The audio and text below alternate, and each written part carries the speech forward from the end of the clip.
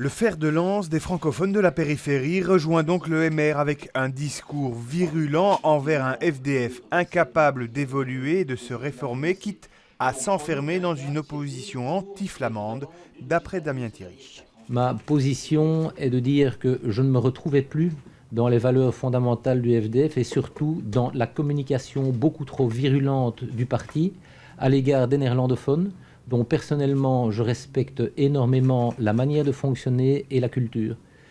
Toute sortie virulente de la part du président du FDF à l'égard des néerlandophones ne fait que me poser des problèmes dans mon fonctionnement au quotidien, tout simplement parce que moi, personnellement, je vis avec les néerlandophones, je les respecte et j'ai cette envie de montrer que au-delà de certains clivages communautaires, il y a moyen de travailler ensemble. Ce transfert, c'est du pain béni pour la liste de Didier Reynders qui entend faire campagne pour la Chambre à Bruxelles et en périphérie. Moi, je me présente pour mener la liste du MR à la Chambre dans les 25 communes. Il faut toujours rappeler que la réforme de l'État a permis d'une certaine façon d'ancrer les 6 communes de la périphérie dans cette grande région bruxelloise qui dépasse, on le sait, pour beaucoup d'aspects, les 19 communes. Surtout, Damien Thierry, en nous rejoignant, a la conviction qu'avec le MR, il est dans un mouvement politique qui assume des responsabilités, qui est capable de dialoguer et puis de prendre des décisions pour aller vers des solutions.